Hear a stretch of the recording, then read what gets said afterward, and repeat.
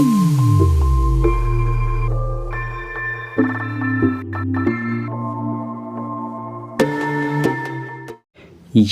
कहानी है जो सबको सुनानी है। ये जलने वालों की तो रूह को भी जलानी है। इनको क्या पता मैंने की है कितनी मेहनत, इन आंखों से दबाया मैंने उतना सहमत। इन्हें लगता है मैं एक फकीर हूँ। ये कहानी है जो सबको सुनानी है। जलने वालों की तो रूह को भी जलानी है। नमस्कार साथियों, पिछले वीडियो में हमने जो है बाबर के पूर्व अभियान, भारत से पहले जो अभियान किया था उसके बारे में हम लोग देखे थे। अब हम लोग देखेंगे बाबर का भारत पर अभियान। अब किस तरह बाबर जो है भारत पर कब्जा करता है और पूरा प्रभुत्व संभालता है। भारत पर जो है मुगल साम्राज्य की स्थापना करने वाला बाबर ही था। उसके बारे में अब हम लोग देखेंगे। तो सन 1519 का बात है कि बाबर ने अपना पहला आक्रमण जो है बागौर पर किया था और बागौर एवं भेरा को जीत लिया 1519 में। याद रखने वाले बात है, 1519 में जो बागौर और भेरा को जीत लिया था। यह भारत विजय के लिए किया गया पहला आक्रमण था। क्वेश्चन पूछता है कि बाबर ने भारत पर पहला आक्रमण कहाँ किया था? तो बागौर और भेरा में। ठीक है। इसी युद्ध में बाबर ने सर्वप्रथम बारूद एवं तोपखाने का भी प्रयोग किया था। पहला बार जो है बाबर ने बारूद एवं तोपखाना का प्रयोग भी किया था। किसी में? बाबर एवं भेरा में बाबर द्वारा किया गया था। अब देखते हैं पानीपत का प्रथम युद्ध। पानीपत पहले जानते हैं, हम सोचते थे ना कि पानीपत मतलब क्या होता है, जानता है? पानी और पत, पानी पतित रहेगा पानी इस तरह से, अब पथ मतलब रास्ता। पानीपत खुनी पथ पर रास्ता पर लड़ा गया था, इसीलिए इसको पानीपत नाम था। लेकिन ऐसा बात नहीं है। पानीपत जो है हरियाणा में पड़ता है। यह एक गांव है।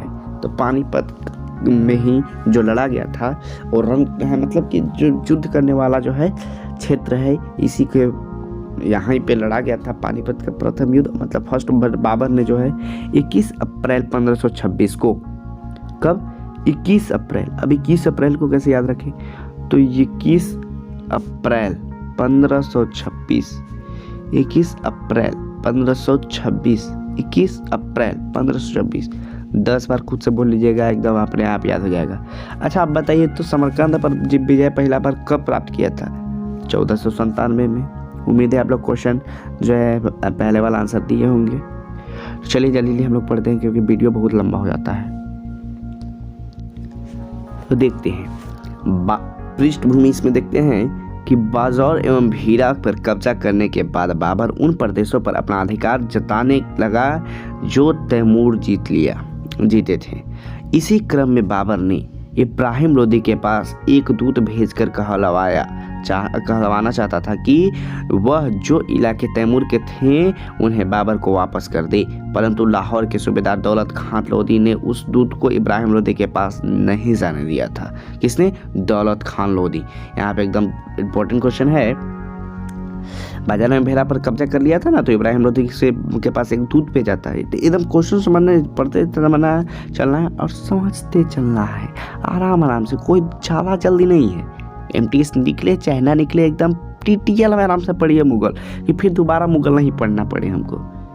ये ऐसा बात नहीं है कि सिर्फ हम MTS के लिए पढ़ा रहे हैं। ये नॉलेज देखिए, अगर आपके पास नॉलेज है ना प्रभु, तो SSC का टॉप भी एग्ज़ाम निकलेगा।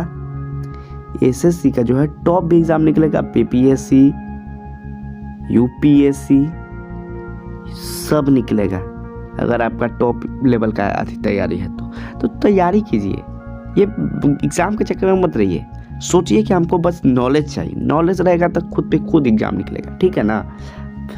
चलिए, तो दौलत खान लोदी ने अपनी आय का हिस्सा इब्राहिम लोदी तक नहीं पहुंचने दिया था। ठीक है, दौलत खान जो चोट्टा था जो इब्राहिम लोदी तक पहुंचना ही नहीं दिया था कहीं से।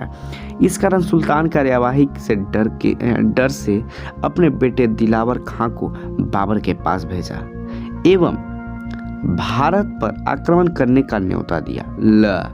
दिलावर खां के भेज रहा है के दौलत खां बाबर के पास भारत पर आक्रमण करने के लिए भेजा था। इब्राहिम लोदी से पराजित होकर बहलोल लोदी का बेटा आलम खां लोदी भी बाबर के पास काबुल पहुंचा। ठीक इसी समय राणा सांगा के नाम आप लोग जानते ही होंगे। राणा सांगा एक दूत भी बाबर के पास पहुंचा एवं बाबर को दिल्ली पर आक्रमण करने के लिए न्योता दिया और कहा कि जिस समय बाबर दिल्ली पर आक्रमण करेगा उसी समय राणा सांगा आगरा पर आक्रमण करेगा। तीनों तरफ से आ गया। दौलत खान लोदी की तरफ से दिलावर खां आ गया, फिर कौन आ गया, आलम खां लोदी पहुंच गया बाबर के पास, फिर कौन आ गया, राणा सांगा। अब आलम खान राणा सांगा ये तुम मिल के बाबर को न्योता देने गया है कि इब्राहिम लोदिया के जो है हराव और हमारा तू गदिया दे दिया। अब मान लीजिए कि शेर के पास जो है शिकार खुद चल के गया है तो शेर क्या करेगा, कहेगा कि ना छोड़ हमरा नहीं खाला। उसको तो पहले ही से बाबर को जीतना था पूरा भारत को। ये जो कह रहा है कि नहीं हम चलो ना हम हमारे साथ जो है हमको हरा के या हमारा दे दिया, मतलब कि चॉकलेट खरीद के हमारा दे दिया खा लगी। ये बतावा नहीं क्वेश्चन मुझसे क्वेश्चन नहीं हो साला चॉकलेट हम तोरा अपना ला ही खरीदम कि तोरा ला ही खरीद बहु। अब यही चक्कर में कहा कि चलो ठीक है। उपरोक्त घटनाओं के बाद बाबर को आभास हो गया कि भारत को जितना ज़्यादा मुश्किल नहीं है। पहले भारत पर जो है बाबर ने 5 साल तक आक्रमण किया था, कहीं सफल नहीं हुआ। अब इसको जो है मिला न्योता कि चलिए हमारा साथे आक्रमण आप कीजिएगा। अभी कहा कि रुक तब बड़ा मजा आ गलो भैया, हम अभी तक जीत न पहली तू हमारा न्योता दे ले। और इसी महत्वाकांक्षा के साथ बाबर ने पानीपत के युद्ध को लड़ा एवं विजय प्राप्त हुआ। इसके बाद जाके अब पानीपत के प्रथम युद्ध 21 अप्रैल 1526 को जो है बाबर ने लड़ा और विजय प्राप्त हुआ।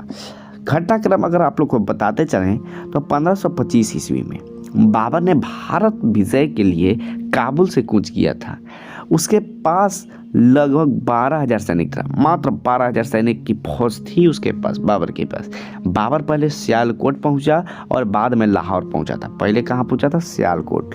लाहौर को दौलत खान लोदी ने घेर रखा था। लाहौर को दौलत खान लोदी घेर रखे थे, परंतु बाबर के फौज को देखते हुए सैलत खां की सेना भाग गई और दौलत खान ने बाबर के सामने आत्मसमर्पण किया था।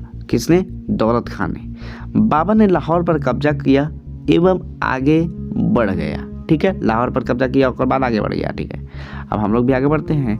पंजाब को जीतकर बाबर दिल्ली की ओर बढ़ा। अब फिर कहाँ जीता, पंजाब को जीता और दिल्ली आगे बढ़ा। बाबर एवं इब्राहिम लोदी की सेना पानीपत में आमने सामने हुई। बाबर और इब्राहिम लोदी। क्वेश्चन पूछता है पानीपत का प्रथम युद्ध किसके और किसके बीच हुआ था, तो बाबर और इब्राहिम लोदी। एकदम याद रखना है, इब्राहिम लोदी और बाबर। ठीक है, 21 अप्रैल 1526 को हुआ था। इब्राहिम लोदी की सेना में पानीपत में आमने सामने हुई। बाबर के अनुसार इब्राहिम लोदी की सेना में 1 लाख एवं 1,000 हाथी थे। बाबर के अनुसार इब्राहिम लोदी की सेना में जो है 1 लाख, और कहाँ बाबर के पास 12,000। अरे भाई कोई नहीं है, क्यों पड़े हो चक्कर में, कोई नहीं है टक्कर में। इब्राहिम लोदी जो था उस समय बहुत ताकतवर था भाई वाह। अब परंतु अफगान स्रोतों के अनुसार बाबर की सेना लोदी की सेना पर से बहुत कम थी। लोदी की सेना में 50,000 लोग थे। बाबर ने युद्ध क्षेत्र में तुलुगामा पद्धति खाली अपना लिया। कौन पद्धति अपना लिया, तुलुगामा पद्धति। अभी तुलुगामा पद्धति क्या है, तो तुलुगामा पद्धति में था बड़का बड़का तोप रख ले था, ढाई ढाई जब मारे लगा ना तोप ढाई ढाई तो साला के सब उड़ के भाग गया था। अब मान लीजिए कि कोई के पास बंदूक रहेगा। अब बंदूक रहला के बाद अब बिना एगो बंदूक के है तो के पहले जीतते, धड़ाक धड़ाक मार लगती डर के तोपे, धड़ाक धड़ाक तो मार लग गई। अब 12,000 सेना जो है तोप के बारिश करने लगा था। साला के इब्राहिम लोदी की सेना जो है 1 लाख था। कोई तो पहला बार आवाज़ सुना था, ढेर में पहला बार आवाज़ सुना के साला भाग गया कि भागी कुछ और बाप मर जाए के बाद में। तो इस तरह से था। तो बाबर ने युद्ध क्षेत्र में तुलुगामा पद्धति का प्रयोग कर इब्राहिम लोदी की सेना को घेर लिया एवं रूमी पत्ती तोपों को सजाने की पद्धति के प्रयोग से तोपों को सजाया तथा तोपची उस्ताद अली एवं मुस्तफ़ा खां। देखिए यहाँ पे याद है तोप चलाने वाला कौन था, से याद रखना है। उस्ताद अली एवं मुस्तफ़ा खां की सहायता से भरपूर गोलाबारी की। एकदम इस तरह से एकदम पूरा एकदम गोला बारूद एकदम चल रहा है। अब साला कोई सुन में नहीं किया था, पहला बार सुन रहा है कि और देखिए भारत में जो है पहला बार तोप का प्रयोग जो है पानीपत के प्रथम युद्ध में ही बाबर द्वारा किया गया था। एकदम क्वेश्चन जो याद रखना है क्योंकि हमेशा पूछता है पानीपत का प्रथम युद्ध किसके बीच हुआ था, बाबर और इब्राहिम लोदी के बीच में। पानीपत के युद्ध स्थल पर इब्राहिम लोदी एवं ग्वालियर का शासक विक्रमजीत मारा गया था। पहला जो है देखिए रण क्षेत्र में मरने वाला पहला जो है शासक इब्राहिम लोदी है। मैदान में मर गया था, पूरा एकदम धर के मृत्यु, एकदम मर्डर, मौत को छूकर टक से वापस नहीं आया, मर गया। पहला शासक इब्राहिम लोदी एकदम याद रखना है, ठीक है। ग्वालियर के शासक विक्रमजीत भी मारा गया था।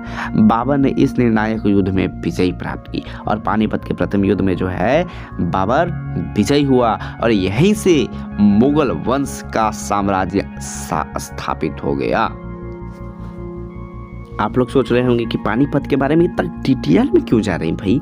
तो देखिए पानीपत से अब कहीं भी क्वेश्चन आएगा तो कोई दिक्कत होने वाला है, कोई दिक्कत नहीं होगा।